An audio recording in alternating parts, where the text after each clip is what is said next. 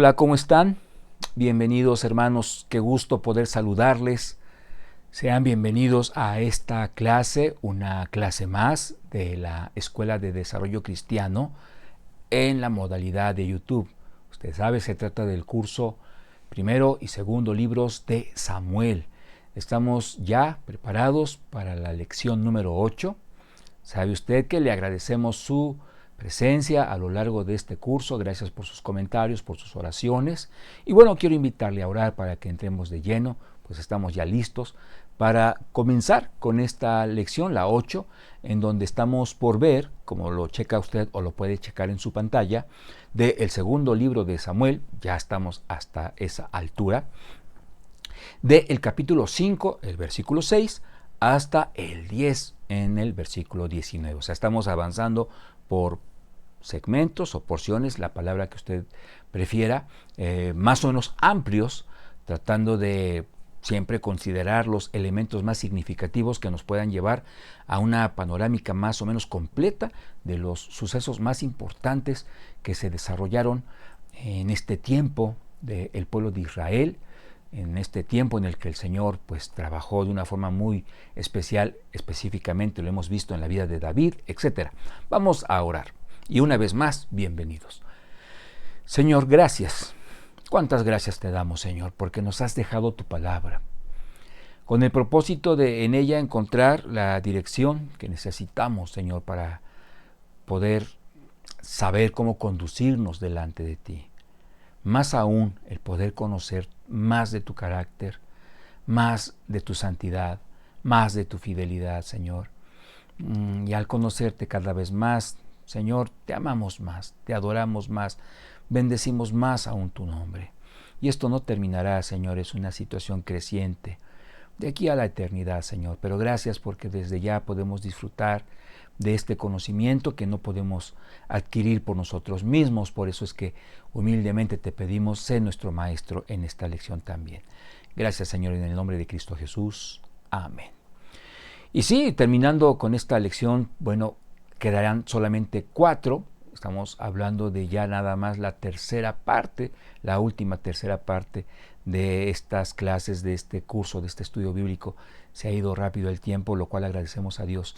Pero bueno, vamos a estar entrando a una etapa crucial en la vida del pueblo de Israel. Obvio está en lo que Dios hizo en esta parte de su relación con su pueblo, a través en gran parte a través de la vida de David en gran medida. Bueno, entonces ya le hemos comentado que esta es la sección en donde vamos a estar apoyándonos. Esta es la parte, la porción bíblica en donde estaremos desarrollando lo expuesto en esta clase. Esta es la segunda presentación. Se trata del capítulo 5, del 1 al 5, bueno, que no decíamos que a partir del versículo 6, sí, solo como una remembranza, una semblanza de lo que hasta el momento estuvimos viendo, sobre todo recientemente.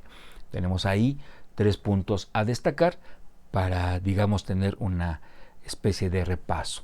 Vinieron todas las tribus de Israel a David en Hebrón, ahí se encontraba, recordemos, David, y hablaron con él, diciéndole, esta es la parte, digamos, crucial de este diálogo, de esta conversación: henos aquí, hueso tuyo y carne tuya somos. Recordará en la lección anterior que este fue un factor importante a tomar en cuenta, porque en un principio no era así, o sea, no había una aceptación por parte de Israel para con David, porque existía, por supuesto, todavía la vida de Saúl ejerciendo una influencia importante en el pueblo. Pero bueno, en el ocaso espiritual sobre todo, pero también pues hablando de su vida como tal, de Saúl, murió, ya sabemos, de una forma triste. El pueblo fue recapacitando, fue cayendo en cuenta de lo que estaba pasando, de lo que Dios quería y de lo que tendría entonces que suceder en su momento. Por eso es que hay una declaración por parte del pueblo hacia David diciéndole, bueno, pues somos lo mismo, somos del mismo pueblo, venimos de Dios todos, digamos, se trata de una misma nación en donde el Señor tiene sus ojos puestos con planes para la bendición de todos, así que ya no tendríamos por qué estar hablando de una diferencia familiar que sí se acentuó en tiempos de Saúl. Dice, y aún antes de ahora, o sea, desde antes de este momento en el que estamos hablando contigo, versículo 2, cuando Saúl reinaba sobre nosotros, y por eso lo ponemos en negritas para resaltar la idea. También, la primera es, hueso tuyo y carne tuya somos. El segundo concepto que lleva a Israel decir, pues no nos queda, o sea, ¿para qué perdemos el tiempo? No nos queda de otra más que, pues, alinearnos a la voluntad de Dios. ¿Y cómo sabemos que esto es de parte de Él? Porque dice la palabra del Señor, que el pueblo reconoció, eras tú quien sacaba a Israel a la guerra. Y eso de sacabas no es nos mandabas a pelear, sino nos dabas la victoria. Esto obviamente desde el punto de vista humano.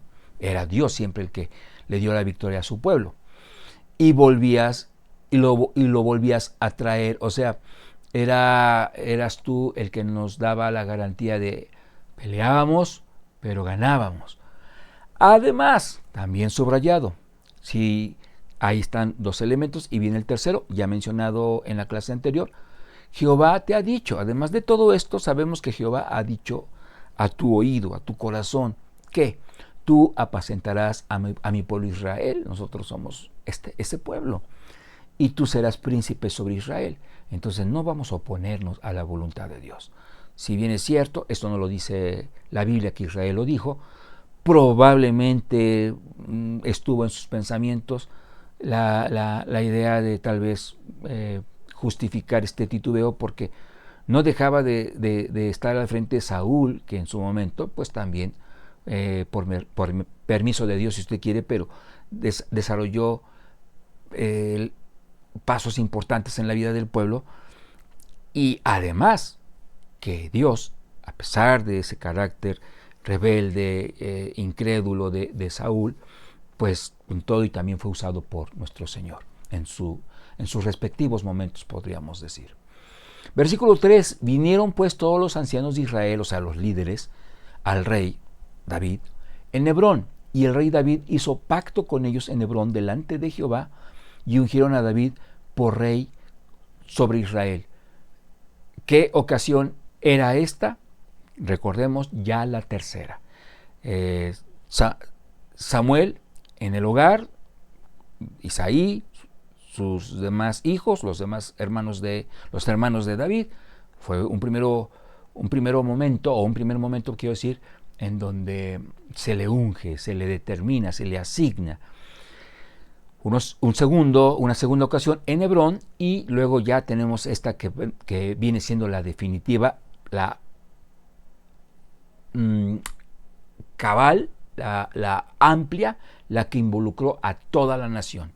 Por ende, si usted quiere decir que es la oficial, podríamos tal vez decir que sí, pero las dos anteriores no eran ilegítimas, ¿no? O sea, esta tercera es la que, digamos, le permite a David una gobernatura libre, armoniosa, con altas y bajas, pero armoniosa en qué sentido, vaya, con el visto bueno de parte del pueblo, ¿no? El aval del pueblo también, habiendo visto pues que era un designio de parte de Dios.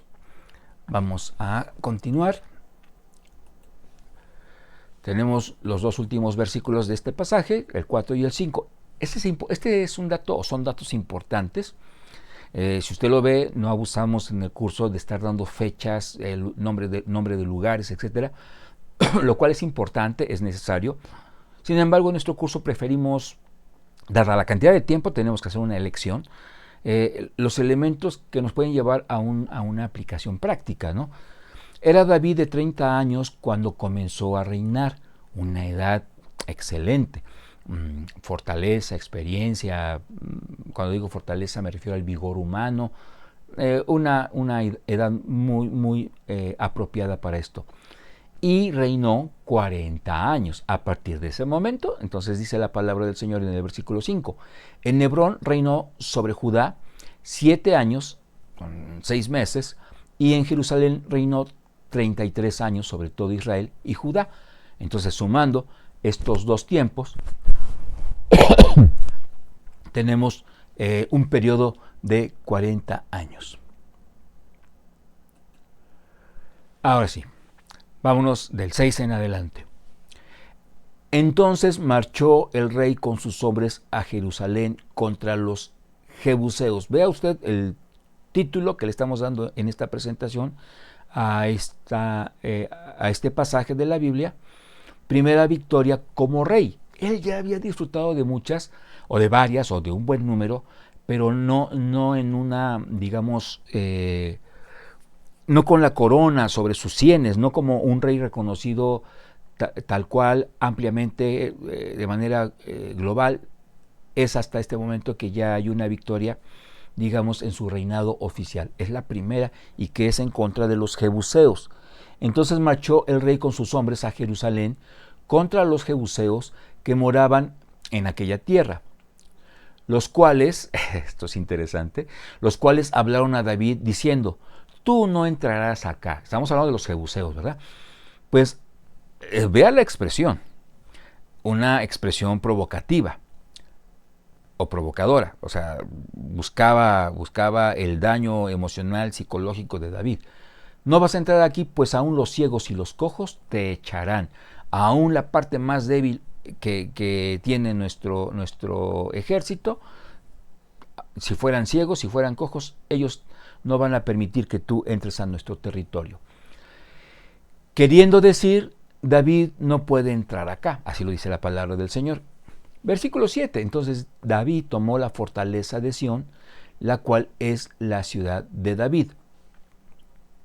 Ese es el mote, el nombre con el cual se le ubica ya a Sión, porque David la establece a esta ciudad como un centro de estrategia militar. David tomó la fortaleza de Sión, la cual es la ciudad de David. En el 8 dice: y dijo David aquel día: todo el que hiera a los jebuseos, suba por el canal y hiera a los cojos y ciegos, aborrecidos del alma de David. Cualquiera diría a estas alturas: bueno, ¿y ellos qué culpa si ellos no fueron los que tomaron parte de esta provocación? Y aquí tenemos una enseñanza digna de tomar en cuenta, vaya, nada despreciable. El poner palabras en la boca de alguien que no las dice puede acarrear conflictos. No sé si los cojos, si los ciegos de los jebuseos estaban en armonía con esta expresión de los líderes militares, pero de cualquier forma les tocó en esta acción que emprende David para callar la boca de aquel o de aquellos que se fueron justamente de la boca. Entonces dice: hiera a los cojos y ciegos que son tomados con menosprecio. No hay un odio de David para con ellos. Él los ve como enemigos de Dios y con la necesidad de pues destruir su ejército, pero pues esto de aborrecer no era en un sentido en el que David haya perdido la templanza. Aborrecido es menospreciar la provocación de los jebuseos. Por esto se dijo: ciego ni cojo no entrarán en la casa. O sea, vayan aún contra de ellos, porque son los que fueron mencionados para vituperar o tratar de vituperar al pueblo de Dios. Y David moró en la fortaleza y le puso por nombre la ciudad de David. Estamos hablando de Sión. Y edificó alrededor desde Milo hacia adentro. Versículo 10, y David iba adelantando y engrandeciéndose, pero está la explicación ahí, claro está: y Jehová, Dios de los ejércitos, estaba con él. Qué hermoso es que el Señor a sus siervos les promete la victoria y se las otorga, siempre dejando en ese proceso patente la necesidad de obedecer a la palabra del Señor, de ser fiel a los estatutos divinos, a lo que Él ha decretado. Lo mismo le dijo a un Josué: nadie te hará frente, y le dio la victoria. pero entendemos que Josué era un hombre que, con todos y sus defectos que como ser humano tuvo, fue fiel, buscó siempre ser fiel a la palabra del Señor. Y usted y yo sabemos, por lo que hemos leído, no solo en este curso, sin duda, que David era también un hombre temeroso de Dios y por ende siempre procuró obedecerle, y por eso dice la palabra del Señor que él, Dios, estaba con él y por ende prosperaba. Hermanos, si nosotros aspiramos a salir adelante en nuestras batallas de carácter espiritual, por decir, alguien que nos está buscando asiduamente hacer daño a través de la burla, a través de la mentira en el ámbito laboral para que quedemos fuera de un proyecto, por envidia, siempre estamos sujetos, está latente la posibilidad de gente alrededor de nosotros buscando nuestro daño. ¿Cómo vamos a responder? Como quiso el diablo que David respondiera, y por eso lo provocaba o lo provocó constantemente con el accionar de Saúl, con las provocaciones de los jebuseos. Veamos a David siempre manteniendo un temple gracias a su confianza en las promesas de Dios. Entonces dice por eso que el Señor, Jehová de los ejércitos, estaba con él. ¿Y eso qué significó entonces para David? Una vida, un reinado que iba avanzando sobre los enemigos, engrandeciéndose, porque claro está, en la medida en la que el reinado de David se fortalecía y crecía, el nombre de Dios era glorificado, aún no con buena voluntad, pero en los labios de los enemigos, que muchas veces reconocieron la grandeza de nuestro Señor.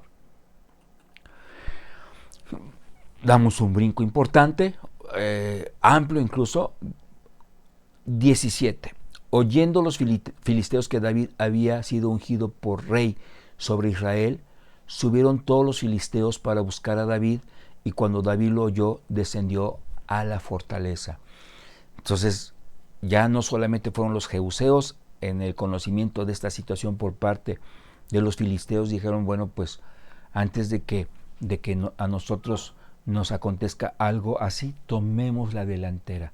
Nadie le puede ganar en tiempo, ni en nada, ¿no? Claro está, pero digo, ni siquiera un segundo se le puede ganar a Dios en sus planes, ¿no? Por eso la palabra del Señor nos pide a que seamos pacientes y confiemos siempre en el Señor y en sus promesas y en sus planes. Versículo 18, y vinieron los filisteos y se extendieron por el valle de Refaim. Entonces, y esta ya es una tónica muy familiar en la vida de David y obvio en su gobierno, dice, entonces consultó David.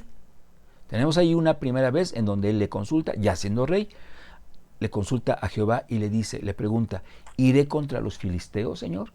Y veamos la respuesta de Dios. Bueno, amplía la pregunta, la inquietud. David también le hace esta cuestión, o este cuestionamiento, ¿los entregarás en mi mano? O sea, vean la dependencia de David. Ya ahora sí tiene todo el nombramiento por parte de todo el pueblo, ve que el Señor le está engrandeciendo y ensanchando en las victorias, y nunca perdió el piso. Hubo un momento, se verá más adelante el tema del censo, qué cosas influyeron para que fuera, digamos, que la excepción de la regla, pero aquí estamos viendo una vez más a David dependiente de su Dios, del Dios de usted y mío también. Entonces le está diciendo, Señor, ¿los vas a entregar en mi mano? Si no, no me muevo, ¿no? Y claro, esta es una expresión que parafrasea la enseñanza, no viene así en la Biblia, pero el Señor nos está dejando claro en la Biblia que David estaba consciente de que todo movimiento tendría que ser ordenado y dirigido por parte de Dios. Y Jehová respondió a David, ve, sí, o sea, te los voy a entregar, porque ciertamente entregaré a los filisteos en tu mano. ¿Por qué estamos subrayando la palabra ciertamente? Mi hermano, a todo lo que usted y yo leamos en la palabra del Señor y que nos promete, leámosla, esa promesa, con esta expresión que brota del corazón de Dios cada vez que nos ha prometido algo en su palabra, es con esta certeza.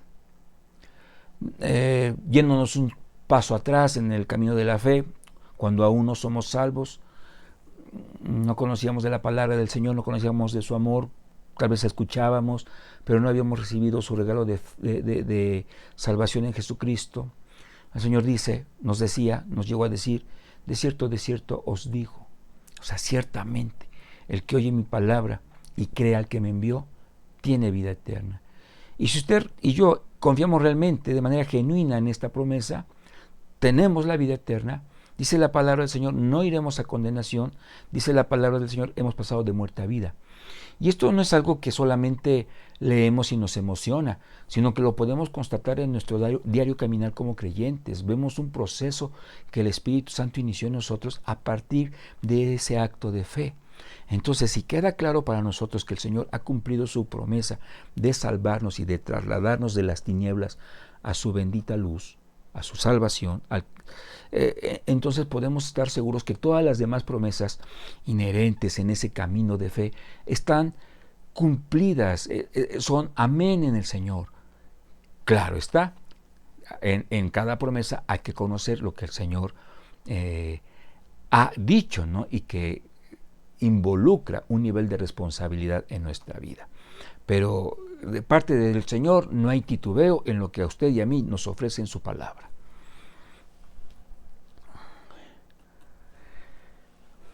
Y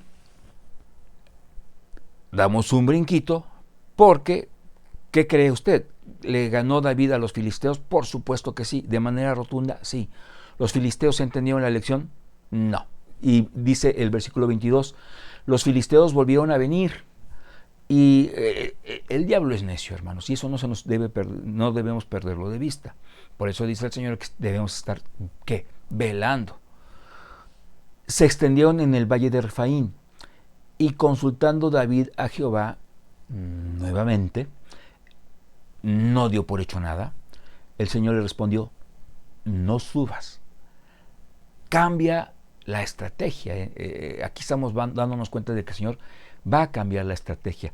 Y es que es obvio, ya de alguna forma los filisteos habían visto en esta primera derrota cómo David había procedido. Entonces, seguramente tuvieron por ahí su junta en donde dijeron, bueno, ahora vamos a hacerle así y asá. Y de todas formas esto no iba a funcionar. ¿Cómo pudo David disfrutar de la victoria en ese entorno?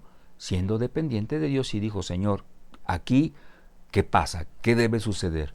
Consultando David a Jehová, el Señor le respondió, no subas, sino ahora los vas a rodear y vendrás a ellos enfrente de las balsameras.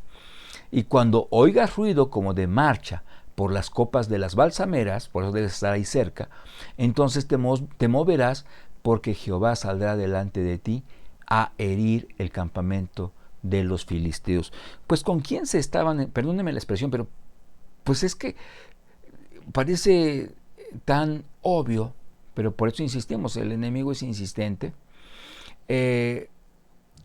¿Con quién se estaban poniendo los filisteos? O sea, ya les había quedado claro, recordemos, se dieron cuenta, se habían quedado con el arca en su momento, y cuando se dieron cuenta de que eso no les representaba una bendición, hasta la regresaron, y la lección no la terminaron de aprender.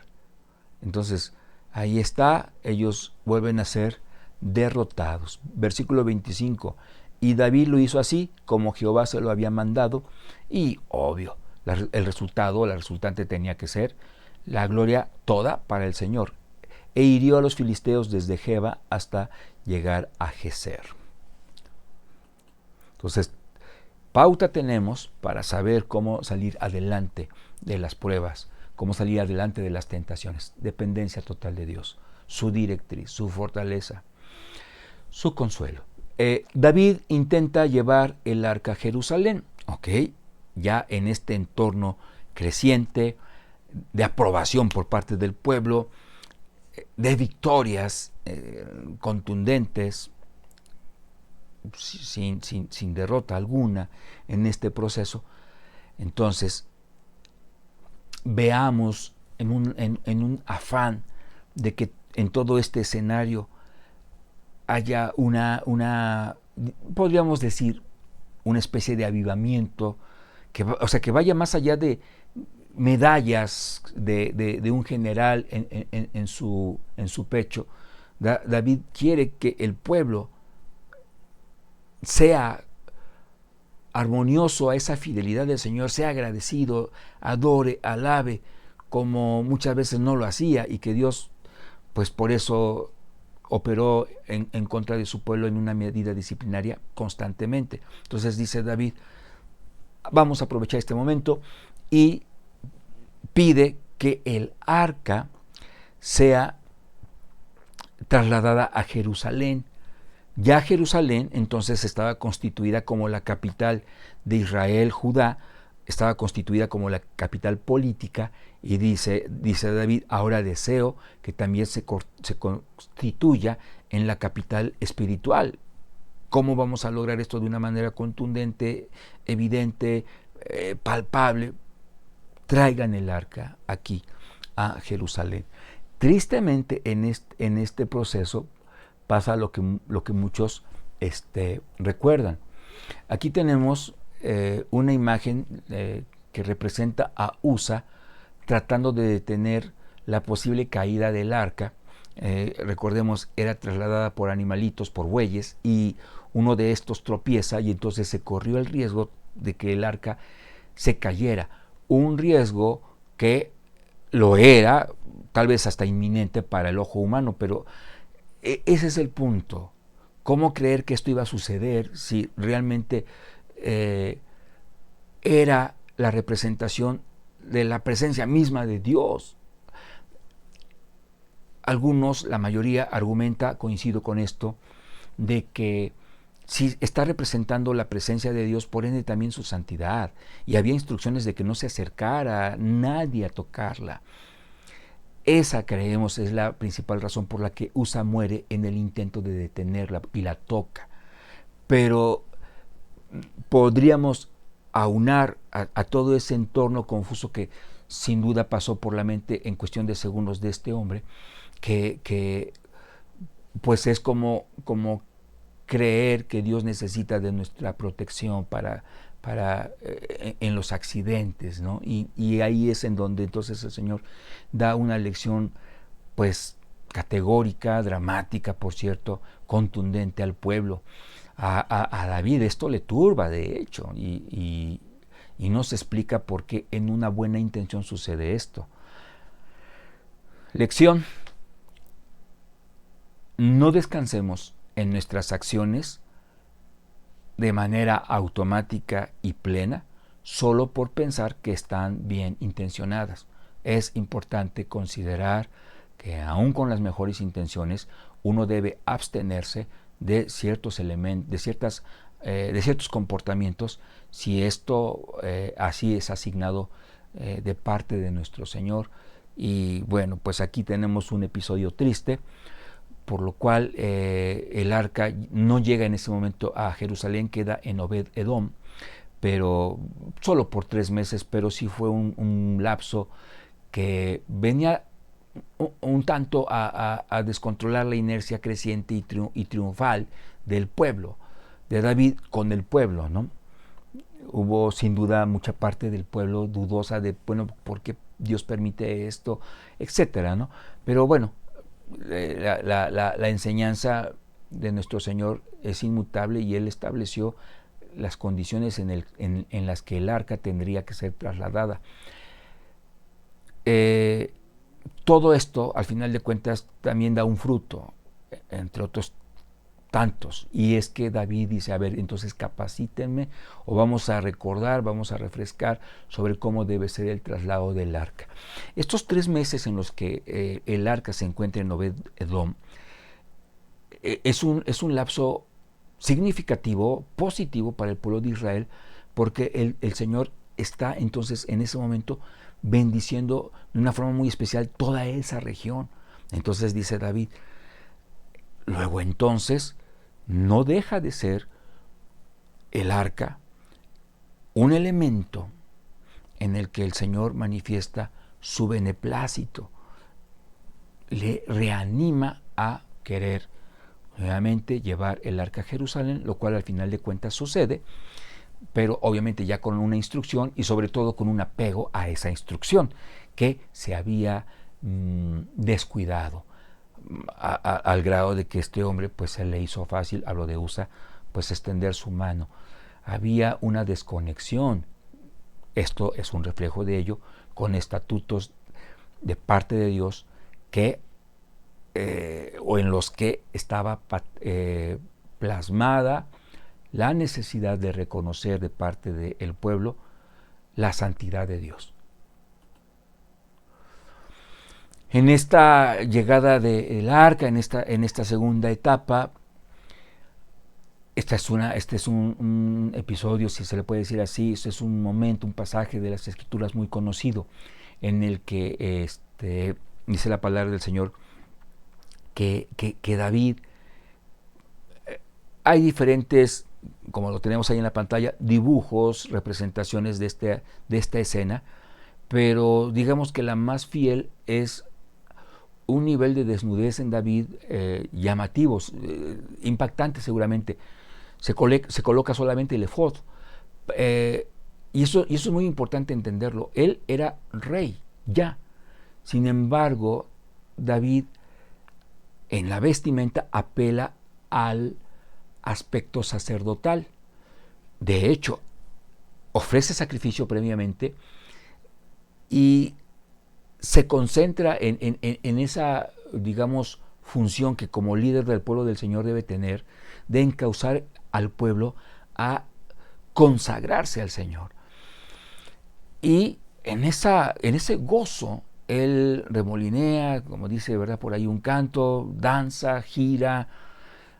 Vaya, Mical, hija de Saúl, cuando ve esto, dice, esposa de David, claro está, cuando ve esto, entiende que, o lo entiende de una forma muy distinta en esa desconexión que tenía su corazón con Dios. Ella, Mical, entonces ve con menosprecio, le da vergüenza, tal vez hasta usa tonos burlones cuando le dice a David, no tenías por qué haberlo hecho así. Se vio mal, te viste ridículo, etcétera, ¿no? Entonces, pues obviamente todo esto con el afán de menoscabar, bajar la intensidad de un gozo, de una gratitud en David. Y ahí es en donde de repente se conecta pasaje de la Escritura que dice que no tenemos lucha contra carne ni sangre. Esta victoria del pueblo de Dios en su pueblo, en David, su rey, al diablo sin duda le tenía pues escupiendo maldiciones y pues se tomó de quien fuera para poder, insisto, hacer sentir mal a David. Él no lo permitió, David mantuvo el gozo.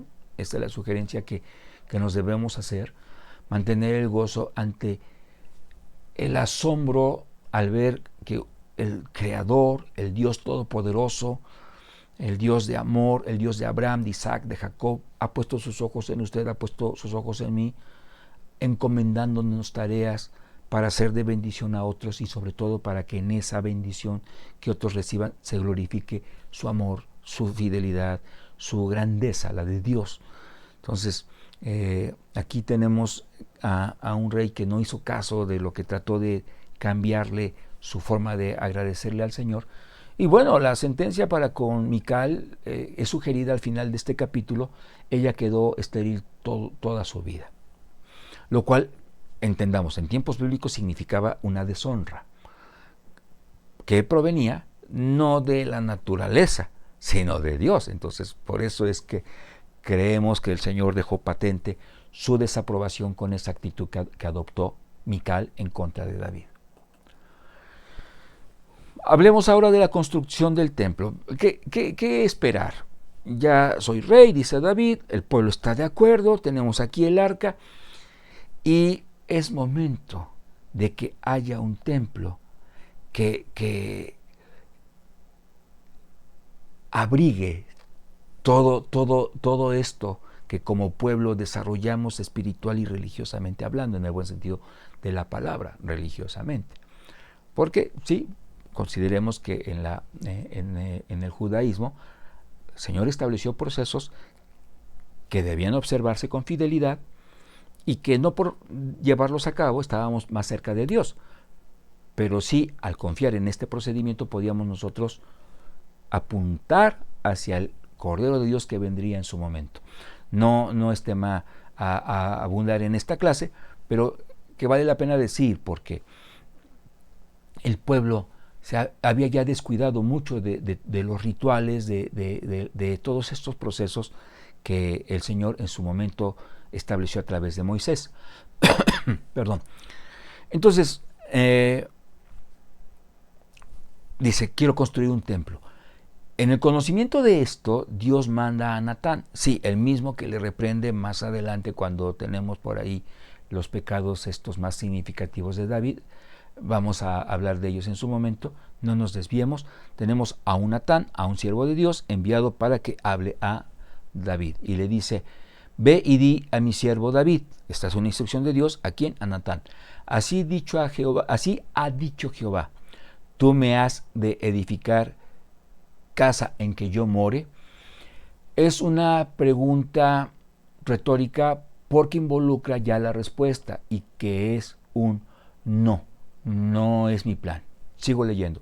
Ciertamente no he habitado en casa desde el día en que saqué a los hijos de Israel de Egipto hasta hoy, sino que he andado en tienda y en tabernáculo. Y en todo cuanto he andado con todos los hijos de Israel, he hablado yo palabra repetimos el 7. Y en todo cuanto he andado con todos los hijos de Israel, o sea, en todo este peregrinar, viene una pregunta. ¿He hablado yo palabra a alguna de las tribus de Israel, a quien haya mandado apacentar a mi pueblo de Israel, diciendo, ¿por qué no me habéis edificado casa de cedro? Todo esto para llevar a la reflexión a David. Ahora, aunque no lo tenemos aquí porque es un pasaje paralelo en Crónicas que nos da o nos abunda la información, nos las amplía, el Señor lo que le está diciendo o lo que le va a decir a David en su momento es, tú has derramado mucha sangre. Es cierto, por necesidad, pero no puede tener ese sello del asesinato, la construcción de aquel templo, en el cual vamos a tener una relación más estrecha y diferente, yo como su Dios, ustedes como mi pueblo. Ese es el factor que el Señor menciona, al cual se refiere para decirle, no puedes ser tú, David. ¿Has de edificarme tu casa?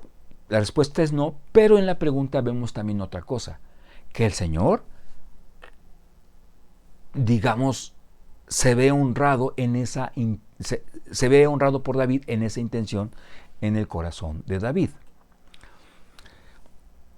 Y se establece un pacto de Dios con David a raíz de esto, que involucra varios aspectos, todos sumamente importantes. Y ya estamos prácticamente terminando.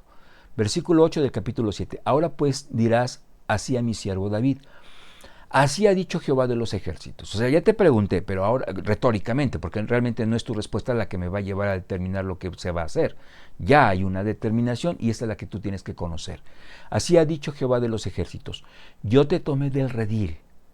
Está hablando de aquel momento en el que él estaba pastoreando ovejitas, dice, de detrás de las ovejas, para que fueses príncipe sobre mi pueblo, sobre Israel. O sea, el Señor señala el amor tan grande para con él, que del anonimato lo llama para una posición tan gloriosa y tan hermosa, gobernar a su pueblo. 9. Y he estado contigo en todo cuanto has andado, y delante de ti he destruido a todos tus enemigos, y te he dado nombre grande, como el nombre de los grandes que hay en la tierra. Continuamos. Y cuando tus días sean cumplidos, pero bueno, esta es ya otra dirección, pero le está diciendo, en pocas palabras, te he amado, porque por ti no hubiera sucedido todo lo que ha acontecido en tu vida. Y hablando ya en un aspecto netamente profético futuro, dice, y cuando tus días sean cumplidos y duermas con tus padres, yo levantaré después de ti a uno de tu linaje, estamos hablando de Salomón, el cual procederá de tus entrañas y afirmaré su reino. 13. Él edificará casa a mi nombre. Por eso sabemos de quién se trata. Cuando vemos la historia bíblica, pues sabemos que fue Salomón en donde se cumple esto. Y yo afirmaré para siempre el trono de su reino. El trono de su reino, del reino de Salomón, aclaremos. Afirmaré para siempre. ¿El reino de Salomón es para siempre? ¿Fue para siempre? ¿Está siendo para siempre? No.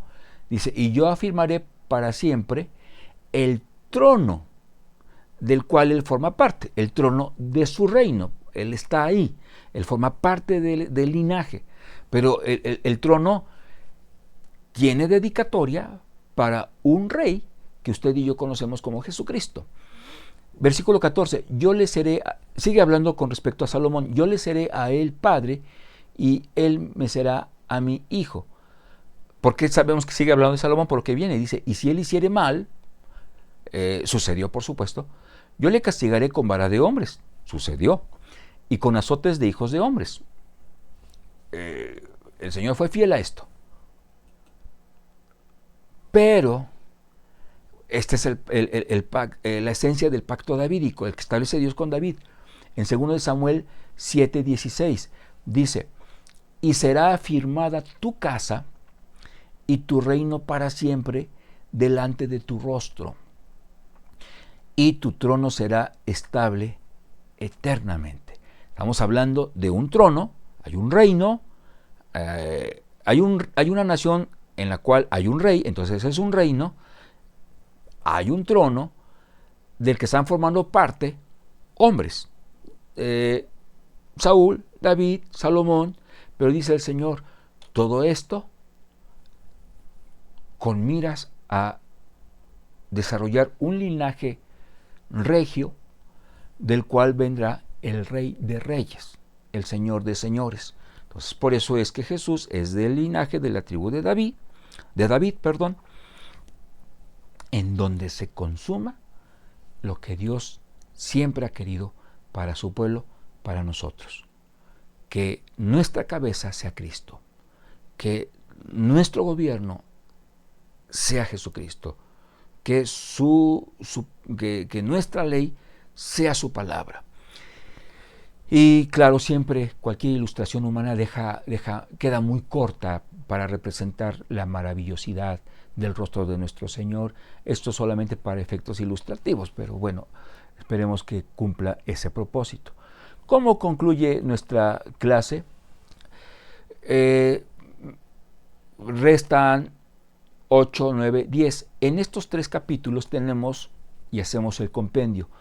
David sigue extendiendo sus dominios, después ya es contra los amalecitas, establece funcionarios, aplica la promesa a Saúl. Hay una bondad de David hacia Mefiboset, su hijo de Saúl, lo cual Saúl suplicó, David dijo que se haría y vemos ese cumplimiento de esa promesa. Y bueno, ahí está lo que comentábamos hace unos momentos, derrotas de amonitas y sirios. El Señor sigue a través de la vida de su siervo poniendo a cada quien en su lugar. Eso siempre sucede. Confiemos en los planes del Señor, bien vale la pena. No es fácil acatarse a ellos, no, entra de repente la desesperación, puede entrar de repente la tristeza, pero hermanos, permitamos que sea el Espíritu del Señor el que llene nuestro corazón de confianza, de paz, de fe, de templanza ante todos los desafíos espirituales que usted y yo encaramos todos los días y en cada día, y hablando de un día, en cada momento. Oremos y de esta forma concluimos con la lección número 8. Nos quedan 4 para concluir con este curso, primero y segundo libros de Samuel. Gracias, Señor, te damos en el nombre de Cristo Jesús, nuestro bendito Señor, amo, Salvador, es nuestro todo, quien intercede por nosotros en cada momento, pues Él nos salvó en la cruz, Te damos gracias en su nombre, Señor, por todo lo que nos permites conocer de ti. Señor, que nuestro corazón siempre esté impulsado a buscar en tu palabra toda tu instrucción, todo tu alimento, toda tu enseñanza, que no busca más que nuestro provecho, Señor, para amarte cada vez más, con mayores fundamentos en nuestro razonamiento, Señor. Gracias, Padre, por todo esto. Gracias por cada familia, hermano, amigo que ha formado parte de esta clase. Bendíceles de una forma muy especial. En Cristo Jesús. Amén. Hermano, amigo, le esperamos con mucho gusto, si Dios nos presta la vida y la salud, para la clase número 9. Hasta pronto.